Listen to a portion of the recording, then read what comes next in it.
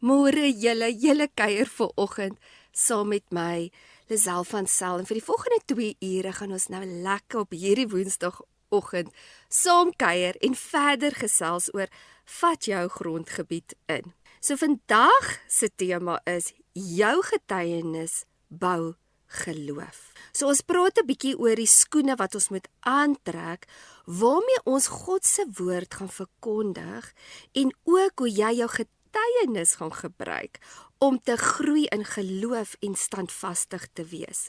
So jou getuienis en die woord van die Here bou jou geloof wat jou standvastig maak. Vandag gaan ons ook 'n bietjie paar skrifte lees uit Psalm 119 oor die krag van God se woord en van sy getuienis. Dit wat hy getuig het oor wie God is. Want soos ons leer wie God vir ons is, gaan dit ons geloof bou. So ons lees eerstens in Psalm 119 vers 24 wat sê: Your testimonies also are my delight and my counselors. So God se getuienisse is vir ons soos 'n counselor, soos 'n beraader wat vir ons wys waar die lig is en waar om te gaan in hierdie wêreld. So kom, gaan haal vir jou 'n lekker koppie koffie, skryf jou notaboek, bring jou Bybel en kom lees 'n bietjie saam waar ons deur die woord gaan lees oor geloof en om jou geloof te bou. Ek is nou weer terug. Welkom terug julle. Ons praat 'n bietjie vanoggend oor geloof en hoe getuienisse jou geloof bou. So jou geloof word gebou ook deur die woord natuurlik. Nou kom ons lees 'n bietjie in Romeine 10 vers 17 in die Amplify. So faith comes by hearing what is told, and what is heard comes by the preaching of the message that comes from the lips of Christ. So Jesus het aarde toe gekom en hy het die woord geword vir ons. So wat jy glo word bepaal direk deur dit wat jy hoor en dan glo jy dit. So soos jy die woord inneem, verander dit jou denkwyse en dan verander dit jou lewe. As ons net weer gaan lees in Romeine 12 vers 2 sê dit vir ons: en word nie aan hierdie wêreld gelykvormig nie, maar word verander deur die vernuwing van jou gemoed, sodat jy kan beproef wat die goeie en welgevallige en volmaakte wil van God is. So soos ons die woord inkry, verander dit natuurlik ook dit wat ons dink en dit wat binne in ons gaan wees. Ons almal soek na vrede. Ons soek na vreugde en ons soek na satisfaksie in ons lewe. En soms gaan soek ons dit op die verkeerde dinge en dan steel dit juis jou vreugde en jou geloof. Maar ware vervulling en vrede kom, soos ons hoop en ons sterkte in die Here plaas, en dit is wat geloof is.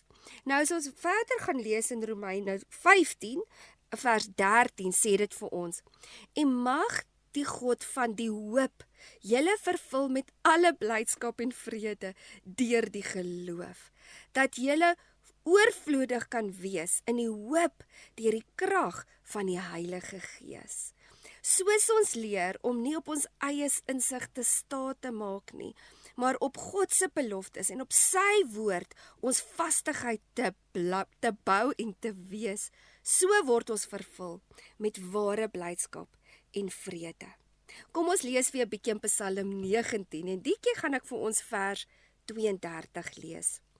I will not merely walk, but run the way of your commandments. Then you give me a heart that is willing. En dit is nou net dit wat ons moet vra, ons moet sê: Here, gee vir my 'n hart wat gewillig is. En dan kom ons bring dit weer tot toepassing tot die wapenrusting wat ons praat van die skoene wat ons moet aantrek om hierdie evangelie te verkondig, wat vrede bring en wat hoop bring. Want dit is juis die getuienis wat Jesus vir jou gedoen het en vir my gedoen het, wat vir ons hoop en ons vrede gee. So in die getuienis van hoop kry ons dan die hoop om te bou op die geloof, om sterker te word in dit wat die Here wil hê ons moet wees. As ons maar net kyk, soos jy al hierdie Bybelstories lees, en jy hoor hoe die Here die Israeliete beskerm het, en jy hoor van hierdie wonderwerk, en jy lees wat Jesus gedoen het, al daai dinge bou vir ons geloof op, om te glo in die krag van wie God sê hy is. Ek weet nie wie van julle het nou die laaste reeks ook gekyk van House of David nie. Julle daai is kragtig. Maar hoe dit vir my so mooi is hoe dit wys dat tot Dawid met tye bang raak of in twyfel ingaan, maar elke keer gaan hy terug en hy gaan hoor, Here, maar wat sê U? Wat sê U? En hy sê, Here, gee vir my 'n gewillige hart, sodat ek nie sal struikel nie. So daar is 'n geweldige krag in getuienis. Nou kom ons lees sommer in Openbaring 12 vers 11 wat vir ons sê, en hulle het hom oorwin deur die bloed van die lam, en dis natuurlik die vyand, het hulle oorwin deur die bloed van die lam, so dit wat Jesus gedoen het vir ons aan die kruis, en deur die woord van hulle getuienis, en hulle het tot die dood toe nie hulle eie lewe lief gehad nie.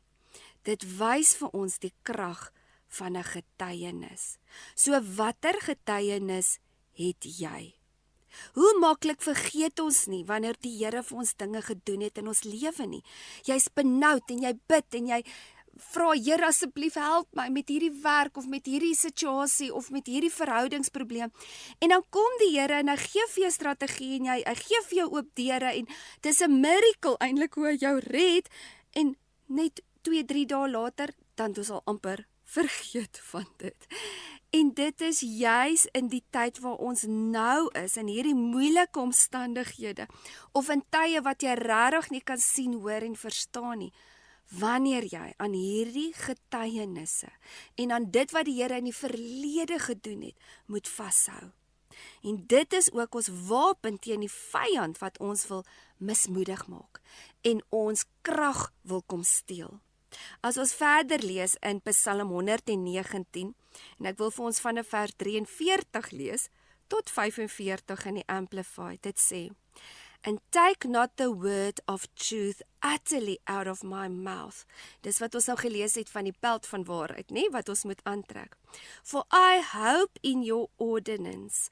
I will keep your law continuously, forever and ever, hearing, receiving, loving and obeying it. En dit is wat ek so van dit hou, hulle dit verduidelik, want hy hoor dit, hy ontvang dit, hy's lief vir dit en hy doen dit. Dit is een ding net om die woord van die Here te hoor, maar dis 'n ander ding om dit te glo, dit lief te hê of 'n hart te hê wat oop is om dit te kan ontvang en dan ook natuurlik in gehoorsaamheid te wandel. En dan sê vers 45 vir ons, and I will walk at liberty and at ease, for I have sought and inquired for your precepts. En dit is presies dit, so hou vas aan die beloftes wat God vir jou gegee het. En bou jou geloof om te staan, veral as jy deur moeilike omstandighede gaan. Dis juis as dit moeilik gaan, waar ons die waarheid moet vasmaak, van wat God sê oor ons, en wat die waarheid is van sy woord. Kom ons vat so vinnige preek, en dan gaan ons 'n bietjie praat oor, die woord wys vir jou dan hierdie pad om te loop. Ek is nou weer terug. Welkom terug julle. Ons praat nou vanoggend 'n bietjie oor die woord wat ons geloof bou. Kom ons kyk 'n bietjie na hoe die woord ook vir ons wys hoe om reg te loop. Nou in Spreuke 14 vers 16 sê dit vir ons, a wise man suspect danger and cautiously avoid evil, but the fool bears himself insolently and is presumptuous confident. En dit is my so oulike verduideliking van die ene wat goddelike wysheid het. Dis of die Here vir hom wys wat om hom aangaan. Dit is juis wanneer ons in God se woord wandel en wanneer sy woord vir ons lewend is, dat dit vir ons wysheid gee en insig gee. En dan het ons goddelike openbaring van wat om ons aangaan. Dit is ook dan wanneer die vyand se planne heeltemal ontblootgestel word, omdat ons gelei word deur die Heilige Gees, wat vir ons hierdie dinge wys. Want jy sien, die vyand wil juis hierdie woord kom en vat, en hy wil dit kom steel in ons lewe, en hy wil ons mislei. En partymal is dit met net 'n klein verdraaiingkie. Maar lees bietjie, as mens nou in Lukas lees, nee, Lukas 18, dan praat Jesus ook daar van die saaiery, nee, en hy praat van die saad wat gesaai word, en is onder andere een van hierdie sade wat ook gesteel word, en hoekom dit nie kan vrug dra in mense se lewens nie. En ek wil vir ons lees in Lukas 8, vanaf vers 11 en 12, wat sê, Now, the meaning of the parable is this. Nou praat hy nou van die saad, nee? The seed is the word of God. Those along the traveled road are the people who have heard.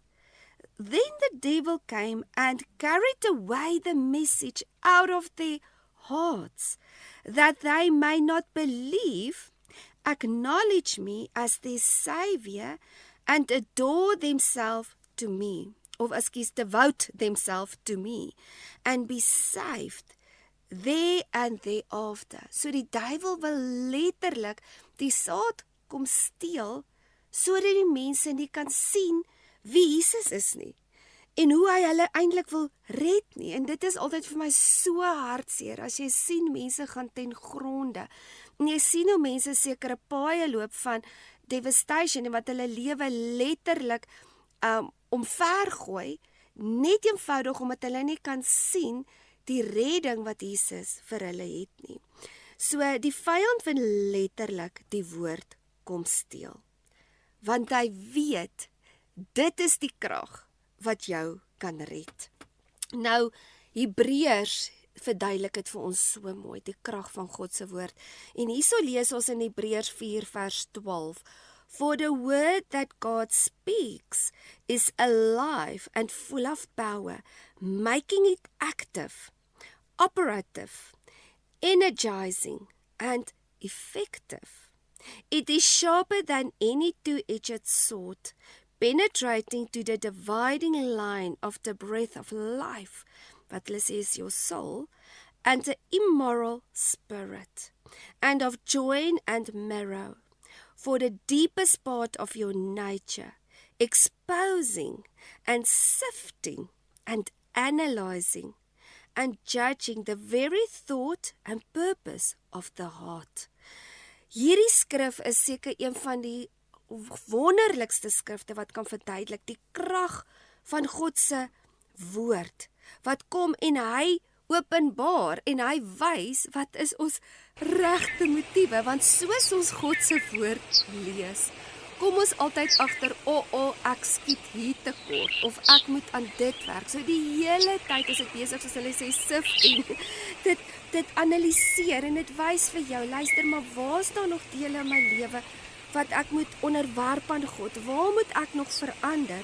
En dis hoekom Dawid het ook gesê het van hy is lief vir God se woord, want hoe meer jy liefde kry vir sy woord en sy waarheid, hoe groter impak gaan dit hê in wie jy gaan word. Want van die begin af het God geskep deur sy woorde. Ons is in sy beeld gemaak, en ons skep ook deur ons woorde. Nou, dit is hoekom dit so belangrik is om agter te kom, wat skep ek met hierdie woorde wat ek praat? En daar's baie woorde daar buite wat ook misleiding wil bring in mense lewe, wat jou, soos ek nou nog sê, die duiwel wil dit kom steel, die waarheid kom steel, so hy bring misleiding. En as ons lees, waar Jesus ook gepraat het in Matteus 24, en hy praat van die eindtye, en ons lees hier van vers 11 af, sê dit, en baie valse profete sal opstaan en baie mense mislei. So daar gaan baie valse lerings wees, wat weer eens net die belangrikheid vir ons wys, om te kan onderskei tussen die waarheid en die valse. Wanneer ons in God se woord wandel en ons volg die ware Heilige Gees, dan gaan ons dadelik kan sien wat is waar en wat is vals. Nou Matteus 24 vers 12 en 13 sê vir ons, en omdat die ongeregtigheid vermeerder word, sal die liefde van die meeste verkoel, maar wie volhard tot die einde toe, hy sal gered word. So weer eens wys dit ook net, dat in die laaste dae gaan mense so liefdeloos word, dat hulle nie eers meer die waarheid gaan lief hê nie, want dit gaan op die ouende net oor hulle self gaan. En dit is hoekom dit so belangrik is om in die waarheid te bly, want die waarheid sal jou red. Maak nie saak hoe misleidend daar buite is nie, maak nie saak hoeveel stemme daar buite is nie, wanneer jy die gees van die waarheid het, sal hy jou lei in die waarheid. So dis hoekom ons daai skoene moet aantrek, né? Van die evangelie. En dit is wat vers 14 vir ons sê. Matteus 24 vers 14. En hierdie evangelie van die koninkryk sal verkondig word in die hele wêreld tot 'n getuienis vir al die nasies en dan sal die einde kom. So hierdie woord van Jesus en wie hy was, dit is die getuienis wat ons moet uitdra, wat die lig gaan bring, wat die liefde gaan bring, wat die oorwinning gaan bring in hierdie wêreld. Tot die Here eendag kom, gaan ons sy woord verkondig. Maar een ding wat ons moet vasmaak in ons harte is dat God se woord die hoogste autoriteit het en niks kom bo dit nie. Kom ons lees 'n bietjie in 1 Johannes 5 vers 7. Dit sê vir ons, want daar is 3 wat getuig in die hemel. Dis die Vader, die Woord en die Heilige Gees. En hierdie 3 is een. En natuurlik weer eens, wie is die Woord? Dis Jesus wat die Woord lewend gemaak het toe hy gebore was op aarde.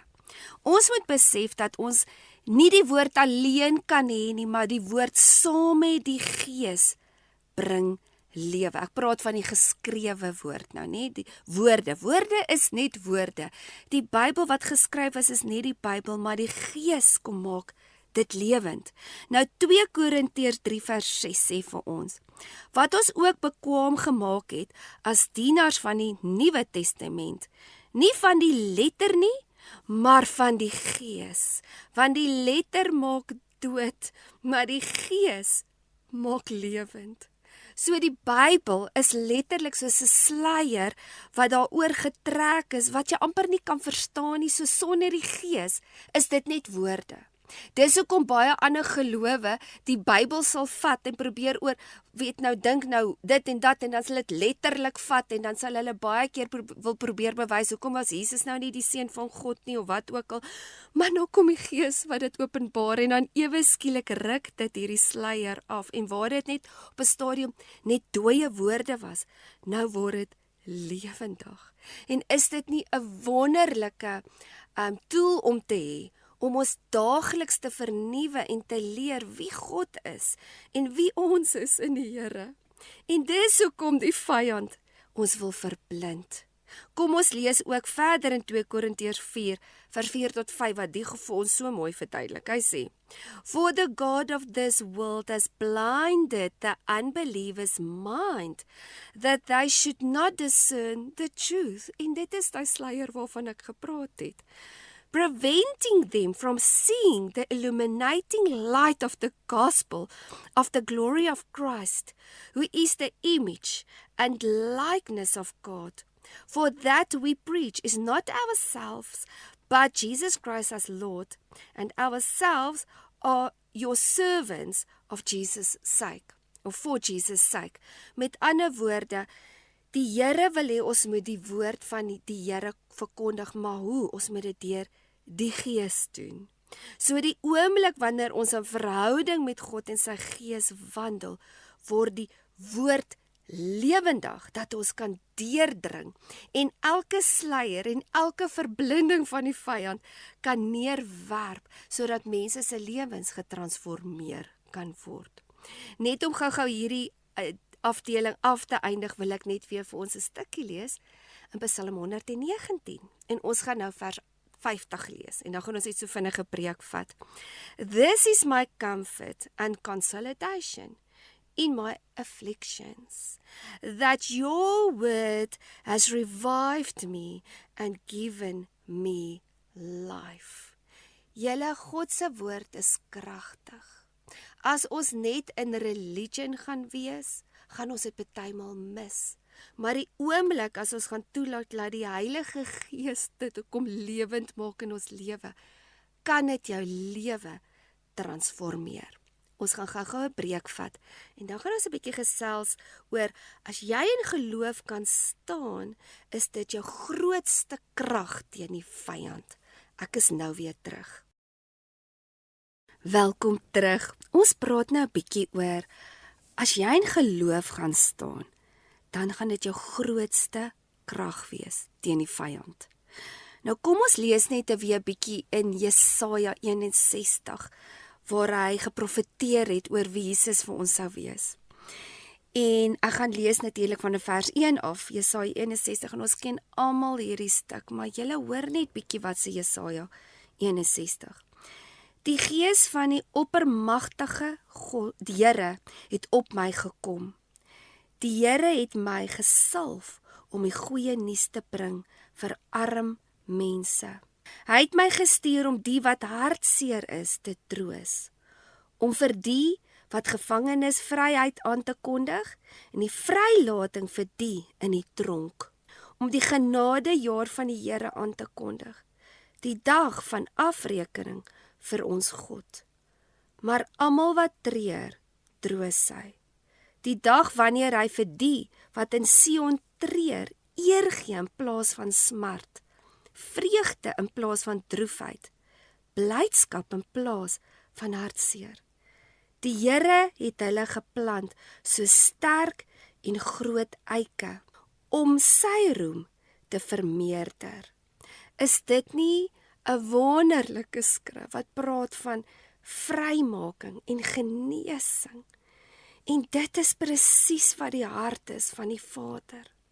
Hy wil vir ons genesing bring. En hy wil ons lei na vryheid toe. En dit is natuurlik presies wat Jesus kom vervul het. En wat sy bloed vir ons vandag gee, sodat ons in oorwinning kan lewe. Maar Jesus het saam met dit alles ook vir ons die opdrag gegee in Matteus 16 vers 15, om die evangelie te verkondig, oral waar ons kom en waar ons is. So nou gee hy vir ons hierdie vrymaking en hierdie deurbraak, en hy doen al hierdie dinge vir ons. Ons kan nie dit wat God vir ons doen en gedoen het, geheim hou nie. Eerstens het ons 'n getuienis van toe jy tot bekering gekom het. Want ek weet nie, elkeen se storie is anderste. Maar ou maat, daar moet 'n dag en tyd wees waar jy besef jy was 'n sondaar, dat jy nie sonder die Here hierdie ding kan doen nie, en dat jy uit desperaatheid na hom toe gehardloop het en voor hom neergeval het en gesê het, Here, nou gee ek vir u alles. Want baie keer lewe ons so halfhartig, een voet in die wêreld en een voet by die Here, en dan eendag dan besef jy, hierdie kan ek nie meer doen nie. Dis of alles in, of alles uit. En daai dag is die dag wat jy tot bekering kom. Wat jy sê, ek sit nie meer op my troon nie. Ek gaan nie meer myself, ek is nie meer die heerser van my hart nie. Here, ek gee vir u my alles. So dit is ons eerste getuienis. Is hoe het jy tot bekering gekom? Die tweede getuienis is die daaglikse goedjies wat oor ons pad kom. Goed waarvoor jy bid. Soos as ek nou net terugdink, ons het so ruk terug 'n vroue retreat naweek gehad, en vir 2 weke voor dit was dit sulke groot storms en letterlik vloede, dat van die paaie heeltemal toe was. Jy kon nie eers by die plekke uitgekom het waar ons moes gewees het nie, en ons het letterlik gebid, Here, gee vir ons die regte weer. Daai was vir my regtig 'n bonatuurlik wonderwerk, want jy kan mos in hierdie weer apps, kan jy mos nou so 10 dae voor die tyd sien, en is net storms en winde, en jy sien net hierdie slegte weer, en hierso kom dit, die donderdag wat ons moet vlieg, sonskyn, en hy beweeg so op dag vir dag vir dag. Ons land daaronder, waar al hierdie storms was, nog 2 dae voor ons geland het, en die see is seepglad. Daar's nie 'n wind nie. Dis die wonderlikste weer en ook is soos Here, die is ons wonderwerk wat ons nodig gehad het. En dit is nou presies dit, en partymal sien ons dit nie eens raak nie. Baie keer bid ons vir Here vir gesondheid. Here, ek het 'n kopseer, vat my kopseer weg. Here, gee vir my regte koneksies. Here, gee vir my 'n nuwe werk. En dan kom hy deur, en dan is ons baie opgewonde, maar ons neem dit van selfsprekend aan, en ons vergeet daarvan. Maar wat ons moet besef is, ek meen, hier sit ons in Suid-Afrika, ons is nie noodwendig in 'n oorlogsveld nie. Daarvoor kan ons dankbaar wees, en is 'n miracle. Jy's veilig, jy het 'n huis, jy het 'n werk, wat ook al dit is wat reg voor jou is. Dit is jou getuienis, en baie keer mis ons dit. Stel jou voor jy moes in Dawid se tyd geleef het, waar hy letterlik moes vlug vir jare, want Saul wou hom doodgemaak het. En hier lees ons weer in een van sy psalms, en ek wil weer vir ons verder lees in Psalm 119 vers 59, en hy skryf, I considered my ways, I turned my feet to obey your testimonies. En hierdie Dawid bly getrou. Hy bly staan. Hy maak nie saak wat om hom gebeur nie, maak nie saak wat se bedreigings hy beleef nie. Hy bly vas in die Here en in sy woord. En dit is presies wat in ons harte moet wees. Ons moet so lief wees vir God en sy woord, dat ons nie moet skaam wees daarvoor nie. Ons moet daarvoor staan en in dit staan, maak nie saak in watse situasie ons is nie. Romeine 1 vers 16 stel dit so mooi. En ek gaan vir ons vers 16 en 17 lees. Want ek skaam my ook nie oor die evangelie van Christus nie. Want dit is die krag van God tot redding vir elkeen wat glo. Eerstens vir die Jood en ook vir die Griek. Want die geregtigheid van God word daarin geopenbaar uit geloof tot geloof, soos geskrywe is, maar die regverdige sal uit die geloof lewe. En ek wil net vir ons daai stukkie in die Amplify sommer net ook lees, en dit sê, both springing from faith and leading to faith. Soos jy jou geloof bou, veroorsaak dit geloof in ander mense se lewens, en ook oor en oor en oor, en dit is hoe ons moet vertrou op die Here. Soos ons in vertroue wandel vir klein goedjies, en dan sien ons jene, maar die Here deurgekom met hierdie ding, dan bou dit daai geloof, want ons sien nou wie hy is vir my. Dis nie net meer iets wat ek lees in die Bybel nie, dis nie net dat God getrou was vir Daniel nie, of getrou was vir Sarah nie, of wie ook al in die Bybel nie, die Here is getrou vir my, en dan bou dit my verhouding met hom, en dis juist deur ons geloof wat ons wonderwerke oopsluit, en so ons getuienisse bou, wat weer ander mense kan impakteer en kan transformeer. As mens nou verder lees in Psalm 119 en dan gaan vers 111 lees, your testimonies have I taken as a heritage forever, for they are the rejoicing of my heart. En dis nou juist weer wat ek van praat is, om vreugde te kry in hierdie getuienisse wat die Here vir jou gee. As iemand vir my gaan probeer oortuig, luister maar, daar is nie 'n God nie, gaan ek letterlik vir hom lag, want ek ken hom. Ek het hom ervaar. Ek het sy krag en sy werke in my lewe al soveel keer beleef. Daar's nie 'n manier hoe jy my gaan oortuig God bestaan nie. Maar as ek net die Bybel lees en ek doen net godsdienstige werke, maar ek staan nie in verhouding met hom nie, en ek het nie openbaring wie hy vir my is nie, gaan ek maklik val as daar valse lering kom, of mense wat nou vir my sê, maar is daar regtig 'n God? Eintlik is jy 'n God. Eintlik is jy jou eie God wat jou eie lewe moet beheer, en dit is mos ook nou maar die nuwe evangelie, of jy het letterlik in die blou lug uitgeval, en bang, daar was 'n mens, en as jy dit kan glo, dan kan jy seker enige iets glo, maar dit is soos Dawid sê, en ek wil hierdie skrif lees, want Jog, dit is seker een van die mooiste skrifte in Psalm 119 en dit is 105 wat sê, Your word is a lamp to my feet and a light to my path. God se woord gee vir ons die lig en God se woord lei ons en dis hoekom ons nie val vir die duiwel in sy streke nie. So ons gaan so 'n bietjie 'n breek vat en dan kom ons terug en gaan ons 'n bietjie gesels oor die sleutel wat jou grootste krag oopsluit. Ek is nou weer terug. Welkom terug julle. Ons praat vanoggend 'n bietjie oor die skoene wat ons aantrek om die evangelie te verkondig, wat ook natuurlik jou getuienis is, want wat anders is die evangelie as die getuienis van wat Jesus kom doen het vir ons. So kom ons praat 'n bietjie oor die sleutel wat jou grootste krag oopsluit. En nou gaan ons weer begin in Psalm 119 en ons gaan bietjie lees by vers 133. Establish my steps and direct them by means of your word.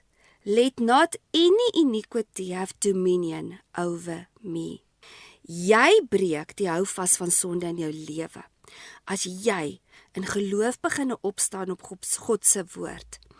Jy word letterlik vry wanneer jy sy woord vat en dit begin lewendig raak in jou lewe en dit gee jou dan die krag om in oorwinning te wandel. So dis letterlik die woord is daar. Die Heilige Gees is daar. Dit wat Jesus kom doen het is daar. Maar dit gaan nie noodwendig jou vry maak nie. Dit maak jou net vry wanneer jy dit ontvang en 'n deel maak van jou lewe. En dit is 'n aksie. Kom ons lees bietjie in Jakobus 1 vers 21 en ek wil dit vir ons weer lees in die Amplify. So, get rid of all uncleanness and the rampant outgrowth of wickedness, and in a humble, gentle, modest spirit, receive and welcome the word which implanted and rooted in your heart contain the power to save your soul.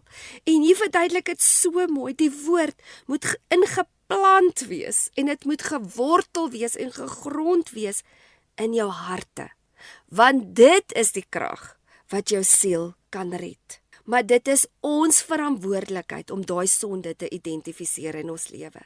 Dis ons verantwoordelikheid om te luister na die leiding van die Heilige Gees en hierdie dinge uit te sny in ons lewe, dit te erken en dan opnuut te sê, Here, maar verander my en gee vir my daai nuwe natuur. Romeine 8 verduidelik dit so mooi. So as jy bietjie meer daaroor wil gaan lees, gaan bestudeer hierdie volgende week Romeine 8. Soos ons die woord van waarheid lees, kry ons dan die openbaring en wys die woord en die Gees vir ons wat is reg en wat is nie reg in ons lewe nie. En dit is ook soos as ons nou verder lees in Jakobus 1 vers 22 sê dit, but be doers of the word, obey the message, and not merely listening to it, betraying yourself into deception of reasoning contrary to the truth. So dit help nie net ons hoor die woord nie. Dit help nie net jy gaan sit Sondag in en Sondag uit in 'n diens en jy luister net wat die pastoor en die mense vir jou lees op vir jou die woord gee nie. Jy moet letterlik oorgaan in aksie. Jy moet die woord doen. So dit is juist deur jou aksie van waar jy die woord doen wat jy hierdie vryheid oopsluit om in oorwinning te lewe. Die volgende vers 23 sê vir ons, for if anyone only listen to the word without obeying it and being a doer of it, he's like a man who looks carefully at his own natural face in a mirror. En dan is dit wanneer hy weggaan, dan vergeet hy hoe hy gelyk het. En dit is nou presies dit. Ons moet in 'n spieël kyk en dan moet ons sien, my gesig is vuil. En dan moet jy jou gesig begin skoon was. En dit is nie dat jy net een dag jou gesig skoon was en dan is jou gesig skoon vir die res van jou lewe nie.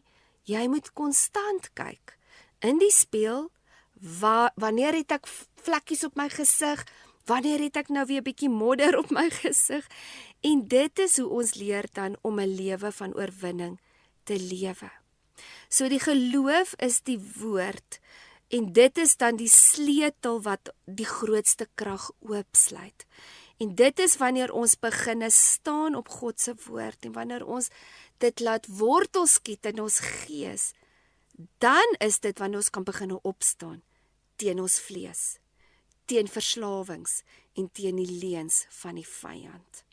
En soos ons die woord verplaas met elke leuen waar die vyand jou wil probeer oortuig van, jy het nie die Here nodig nie, of jy is okay op jou eie, of jy kan geen mens vertrou nie, of jy sal maar net altyd sukkel, wat ook al die leuns was, sny ons af tot gehoorsaamheid tot God se woord. Kyk, kom ons kom nou weer 'n bietjie terug na ons gaan nou 'n bietjie lees uit Spreuke. Nou ons het nou al die afgelope tyd ook gesê ons lees uit Psalm 18 van Dawid wat ons praat van geestelike oorlogvoering. Maar hoor gou 'n bietjie wat sê sy seun Salomo in Spreuke 18. En dis nogal vir my so interessant hoe die ook korreleer. En dit is kragtig wat hy sê. En hy sê in Spreuke 18 vers 21: Death and life are in the power of the tongue, and they who indulged in it shall eat the fruit of it, for death or life. Julle, dis 'n kragtige skrif. Die woord wat ons spreek, het krag. Of jy voorsien, of jy het vrugte wat lewe gee, of jy het vrugte wat voortbring van dood. So dit gaan jou letterlik jou lewe red, en vir jou lewe en vryheid gee, of jy is letterlik besig om dood te spreek oor jouself. En dan die vorige vers voor, dis nou Spreuke 18 vers 20 sê, A man's moral self shall be filled with the fruit of his mouth, and with the consequence of his words he must be satisfied, whether good or evil. So wat spreek jy oor jouself? Wat spreek jy oor jou omstandighede? Wat spreek jy oor jou man en jou familie? O nee, wat, ons gaan dit nooit maak nie. Ons gaan maar net altyd sukkel. Ek het jou mos gesê hierdie ding gaan nie uitwerk nie. En ons hou aan doodspreek in ons lewens. Maar wat sê die woord? Kom ons gaan bietjie na Spreuke 4 vers 12. When you walk, your steps shall be damned, not damned. Your path will be clear and open. So daar gaan geen obstacles, kan ek sê, in jou pad wees nie, wanneer jy in geloof wandel. Hy sê, and when you run, you shall not stumble. En wanneer gaan dit die waarheid wees vir jou? Wanneer jy in God se waarheid en in sy woord wandel in jou lewe. Dit wat hy gespreek het en sy beloftes oor jou hart en oor jou lewe. As mens net weer eens gaan kyk by Dawid, ek meen, wat het hom gehelp om vir daai 13 jaar weg te kruip in spelonke, en hoe het hy vasgehou aan God se beloftes? Dit alleen het hom laat staande bly toe Saul hom gejag het in die wildernis. En hy was die hele tyd, ek dink net hoe bang moes hierdie ou moes gewees het. Op 'n stadium was hy heeltemal alleen. Hy het gevlug vir sy lewe. Maar die hele tyd, omdat hy in geloof wandel, was God se beskerming oor hom. Het God hom gelei. Dit was nie noodwendig maklik nie. Dit was nie noodwendig lekker nie. Maar hy het gebly op God se beloftes. En dit is hoekom hy die koning van die konings kon wees in sy tyd. Ons gaan net 'n bietjie 'n breek vat. En dan gaan ons 'n bietjie praat oor Josua. Want as daar nou 'n goeie voorbeeld is van om jou grondgebied in te neem, was dit Josua, wat die enigste een was wat in geloof gestaan het om Kanaan in te neem. Die res het almal doodgegaan in die woestyn, omdat hulle eenvoudig nie kon staan op die waarheid van God se beloftes nie. Kom ons vat gou 'n breek. Welkom terug julle. Ons gaan nou net verder praat oor Josua en hoe geloof hulle gelei het na oorwinning. Maar voor ons by hom uitkom, kom ons lees weer in Psalm 119 vers 165. Great peace have they who love your law. Nothing shall offend them or make them stumble. En dit is my nog interessant dat hy sê offend. Want die oomblik as jy offended is, dan stumble jy. En dis juist die woord en waar jy op God se woord staan, eerder as op wat mense sê, wat jou help om standvastig te bly. Nou, soos ek genoem het, 'n wonderlike voorbeeld van om jou grondgebied in te neem, is natuurlik nou Josua. Hier staan hulle voor hierdie beloofde land. Maar natuurlik is daar mos nou reëse en is dit 'n paar uitdagingkies. En dadelik in plaas van om te kyk na die waarheid van God se woord, hy het gesê, dis julle sin, julle gaan dit definitief inneem. Die Here het klaar vir hulle gesê wat gaan gebeur. Maar hulle het nog nie genoeg tyd gehad om hulle geloof te bou nie. En hierso het hulle vir 40 jaar in die wildernis rondgetoer, waar dit seker maar ook 'n proses was om van hulle armoedige mentaliteit ontslae te raak. Maar na 40 jaar het hulle nog presies dieselfde denkwyse gehad. Van ons kan nie, ons mag nie, ons wil nie, ons weet hulle, want daar was vir jare en jare vir hulle gedink. Daar was vir jare en jare vir hulle gesê wie hulle moet wees. En hulle kon nie net vry wees om te wees wie God wou gehad het hulle moet wees nie. En nou staan hulle voor die beloofde land, die belofte, die vryheid, die vrymaking, alles wat hulle voor gedroom het, en hulle kan nog steeds letterlik dit nie inneem nie. Maar hier kom Josua, en hy deurgebreek. Hy het dit gesnap. Kom ons lees 'n bietjie in Deuteronomium 12, en ons lees van vers 24 af. Daar staan: Every place upon which the sole of your foot shall tread shall be yours. From the wilderness of Lebanon, and from the river of Euphrates, to the western seas, your territory shall be. En hier sit weer daai simbool wat ons nou van gepraat het, van die sole van jou voete. Die voete en die skoene wat ons moet aantrek van die evangelie. Nou vir hulle van die evangelie, wat dit nou vir hulle simboliseer, is die beloftes wat die Here vir hulle gegee het, om in geloof deur te druk, en te sê, ek gaan nie op dit wat ek sien nie, ek gaan op dit wat ek hoor, my Vader sê, die waarheid is. Vers 25 sê, There shall no man be able to stand before you. The Lord your God shall lay the fear and the dread of you upon all the land that you should tread, and he has said to you. So klaar sê die Here, hy gee vir jou die beskerming. Hy gee vir jou die voorsiening, hy gee vir jou die ability om hierdie grondgebied in te neem. En dan gaan hy na vers 26 sê, Behold, I set before you this day a blessing and a curse. En hy was op 'n ander stadium waar hulle sê, life, I put before your life and death. En dan sê hy, choose life. En dit laat my so daaraan dink, van jy het 'n seën en jy het 'n vloek. Nou jou geloofsisteem word bepaal deur jou woorde, wat jou hele lewe bepaal. So jy gaan letterlik jou geloofsisteem bou deur seën of deur vloek. So jou getuienis kan jou maak of dit kan jou breek. So wat is jou getuienis? Is jou getuienis oor sy goedheid en sy guns. En Here, ek sien die beloftes al is ek nog nie in die beloofde land nie. Here, ek weet U sal voorsien al kan ek nog nie die voorsiening sien nie. Of is jou getuienis 'n vervloeking? Nee, ek gaan dit nie maak nie. Here, hierdie is te moeilik. Here, ek kan dit nie doen nie. Ek het nie die vermoë om hierdie te doen nie. Wat is jou getuienis? En wie is die ene wat die beloofde land gaan inneem? Die ene wat vloek of die ene wat seën? En dis weer eens wat ons moet sê, Here, laat ek die beld van waarheid aantrek, want dit gaan my lei in die beloofde land in. Nou Johannes 16 vers 13 sê vir ons, and then he, nou praat Jesus van die gees van die wat ons moet lei, né? Hy sê he, the spirit of truth, the truth-giving spirit comes. He will guide you into all the truth, the whole truth, the full truth, né? For he will not speak his own message on his own authority, but he will tell whatever he hears from the Father. He will give the message that has been given to him. And he will announce and declare to you the things that are to come, that will happen in the future. En dit is hoekom ons die Heilige Gees nodig het.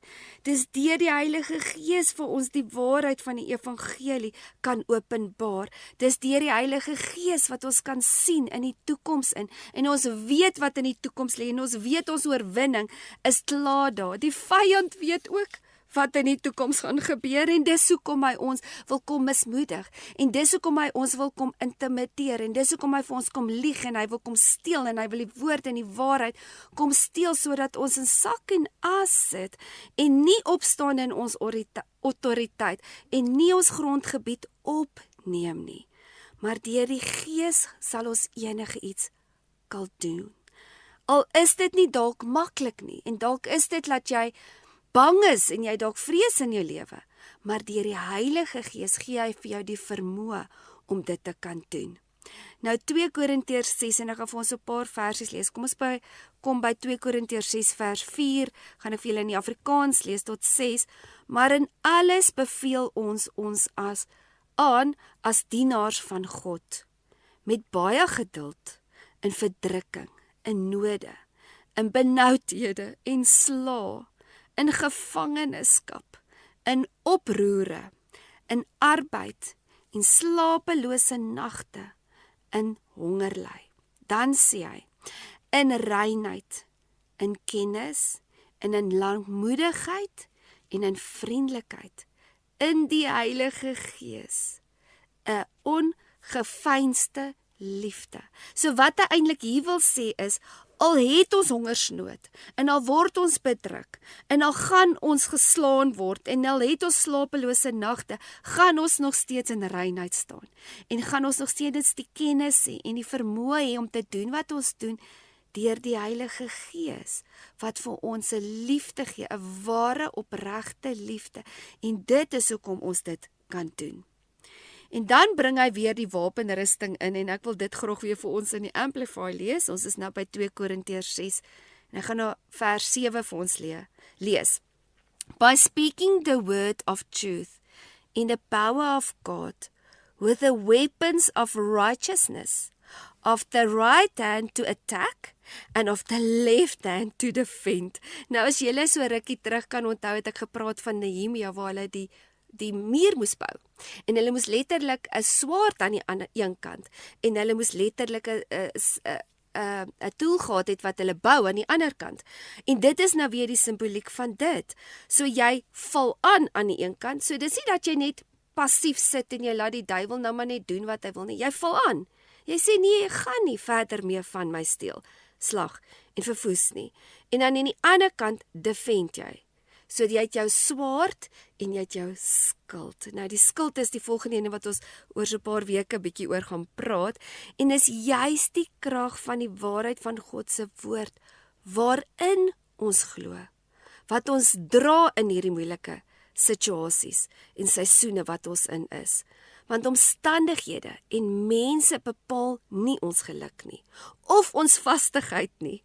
Maar wat dit wel bepaal is die waarheid van God se woord en die vrede wat ons kry by hom, om te weet, I've got this, en die Here weet, hy is met jou, maak nie saak wat dit is, wat jy moet face nie, maak nie saak wat se omstandighede jy in is nie, as jy in sy woord staan, en jy staan in sy waarheid, kan jy enige ding hanteer. Nou Efesiërs 1 vers 13 sê vir ons, in hom, you also have heard the word of truth, the glad tidings, the gospel of your salvation, and have believed in and adhered to and relied on him. We stumbled with the seal of the long-promised, we stamped with the seal of the long-promised Holy Spirit. En weer eens sê dit hier vir ons, dis die waarheid van God se woord, saam met die Heilige Gees, wat vir ons daai wonderlike openbaring bring. Mag dit ook net vir jou 'n werklikheid wees vandag. waar jy jou verhouding met die Heilige Gees bou en hoor, Heilige Gees, wat is dit wat U vir my wil kom sê? Dat ek nie net in my menslike wysheid en insig die woord lees letterlik en dit net blindelings volg nie, maar dat ek dit saam met die Heilige Gees sal volg wat dit vir my lewend gaan maak. Nou ek wil net afsluit met 1 Tessalonisense 1 vers 5 wat sê, For our preaching of the good tidings, the gospel came to you not only in word, but it also in its own inherent power and in the Holy Spirit. En dan sê hy, with a great conviction. En dit is ook waar ons so rukkie terug oor gesels het, van die Heilige Gees. Hy kon convict ons, hy oortuig ons, né? En hy kom nie met hierdie aanklagte nie, maar hy kom en hy gee vir ons die vryheid om te word en te wees wie die Here wil hê ons moet wees. Julle, die Here wil hê ons moet in oorwinning opstaan. Hy wil hê ons moet in krag reageer en ook heers in ons lewens, sodat ons in autoriteit nie net ons lewe en ons familie kan impakteer nie, maar ook almal met wie ons teekom. Want dis juist daai getuienis, soos ek nou nog gesê het, waarin ons wandel, waar ons mense se lewens gaan transformeer. So, na die preek gaan ek net gou weer 'n samevoeging hê oor wat ons alles gepraat het oor vandag. En nou gaan ons net weer 'n bietjie deur alles gaan van wat dit is om in die geloof vas te staan in dit wat die Here vir jou gee om te doen. Ek is nou weer terug. Julle, dit was so lekker om net weer vir die afgelope paar ure saam met jou te kuier, waar ons nou net bietjie klaar gemaak het oor wat ons gepraat het van om die skoene aan te trek, om die evangelie te verkondig. Kom ons gaan net 'n bietjie deur wat ons die laaste paar ure oor gepraat het. En eerstens is dit, wat jy glo word bepaal deur dit wat jy hoor, en wanneer jy dit hoor, glo jy dit. Soos jy die woord inneem, verander dit jou denkwyse, en dit sal jou lewe verander. Nommer 2, ware vervulling en vrede kom, soos jy jou hoop en sterkte in die Here plaas, wat eintlik ware geloof is. Nommer 3, soos ons leer om nie op ons eie insig te staan te maak nie, maar op God se beloftes en sy woord te staan, so word ons vervul met ware vreugde en vrede. Nommer 4, jou getuienis is jou wapen teen die vyand wat jou wil mismoedig maak. Nommer 5, God se woord is die hoogste autoriteit en niks kom bo dit nie. Nommer 6, die Bybel het soms 'n sluier oor, maar deur die Gees openbaar dit die waarheid. Anders is dit net woorde, maar deur God se Gees word daai woorde lewendig in ons. Nommer 7, soos ons God vertrou vir iets kleins, bou dit jou geloof. En so leer jy ook wie God vir jou is en dat jy op hom kan vertrou. En wie die woord sê hy is. Dit bou jou verhouding met hom en sê vir jou hy is betroubaar. Nommer 8, jy breek die houvas van sonde in jou lewe as jy in geloof op God se woord staan. En sy woord maak jou vry. Sy woord is ons krag om in oorwinning te wandel, wanneer ons in gehoorsaamheid beginne wandel. Nommer 9, jou geloofsisteem bepaal jou woorde, wat jou lewe bepaal. Seën of vloek. Jou getuienis is of dat dit jou opbou, of dit breek jou af. So wat getuig jy? En dan nommer 10, dis juist die krag van die waarheid van God se woord, waarin ons glo, wat ons dra in moeilike seisoene. Want omstandighede en mense bepaal nie jou geluk, of jou standvastigheid nie, maar die waarheid en die vrede van God se woord doen. So jy het 'n getuienis wat groot krag dra. Wat is jou getuienis? Woorde wat afbreek of woorde wat opbou? Dit gaan of geloof bou, of dit gaan jou en ander mense se siele afbreek. As ons net weer terugkom na Nehemia 4 En ons tussen vers 2 en 5 vir ons gelees het van hoe hulle hom probeer intimideer het en hoe hulle met vloeke hom probeer keer het om in dit op te staan wat die Here vir hom gegee het om te doen. Maar hy het gebly vas staan op God se woord en sy beloftes. Ons moet seker maak dat ons staan op God se woord, die waarheid en die vrede, dan gaan ons in oorwinning kan wandel. Nou Psalm 18 vers 33 sê vir ons, He makes my feet like hinds feet, able to stand firmly or make progress in the dangerous heights of testing and trouble. He sets me securely upon my high places. Mag jy standvastig wees en staande bly op God se woord wat jou dra. Ek gaan net gou-gou vir ons bid. So sluit net die oë en kom ons bid net vir oggend 'n bietjie saam. Dankie Vader dat ons net vir oggend weer na U toe kan kom. Here, en laat ons net weer kan stil staan en sê, Here, ek vra dat U woord vir my lewe sal bring. Here, U weet waar elke luisteraar op hierdie oomblik is. Daar's dalk mense wat nou in baie moeilike omstandighede sit, wat benoud is, wat alleen voel, wat oorweldig voel. Here, en hier is dalk nie vir hulle 'n realiteit op die oomblik nie. Maar ek bid dat U deur die Gees en die woord van waarheid sal kom en deurbreek en vir hulle hoop en lewe sal gee. Dat die waarheid van U woord sal vir hulle hoop bring en hulle geloof sal bou, dat hulle sal staande bly, maak nie saak wat hulle sien om hulle gebeur nie. Ek bid dit in die naam van Jesus. So kom loer weer volgende week en kom kuier weer saam. Dan gaan ons 'n bietjie verder gaan oor die wapenrusting en dan gaan ons praat oor die skild van geloof. So ons het nou lankal vasgestaan by geloof, maar nou gaan ons spesifiek praat oor die skild van geloof, want daar's soveel ander aspekte wat ons nog kan oor praat as dit kom by geloof. As jy dalk een van die opnames gemis het, of jy het een van die oggende gemis om in te luister en jy wil graag die hele reeks luister wat ons praat oor staan in geloof en om in jou grondgebied op te neem, is jy welkom om te gaan loer op my website.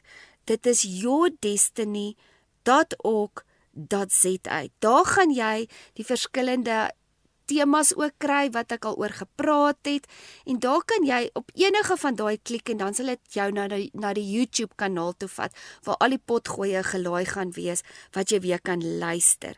Jy kan gerus ook ons Instagram follow, en dit is Your Destiny, Your Story, waar ek ook gereeld alles deel van wat se programme kom, en wanneer ons waar oor wat gaan gesels. So, dalk wil jy net 'n boodskapie stuur, of jy wil net ietsie deel wat op jou hart is, of jy wil dalk 'n vraagie vra oor dit wat ons praat van jou wapenrusting. Stuur gerus 'n WhatsApp, en dit kan jy stuur na 082 657 2729. Ek herhaal net gou weer 082 657 2729, maar begin asseblief jou boodskap, en dis nou op WhatsApp, né? Begin jy net jou boodskap, en jy sê hartklank tussen koffie en genade, dat hulle weet dis wel tot toepassing van hierdie program. Mag julle 'n wonderlike oggend verder hê. Ek praat weer volgende Woensdag met julle, tussen 9 en 11. Lekker dag, totsiens.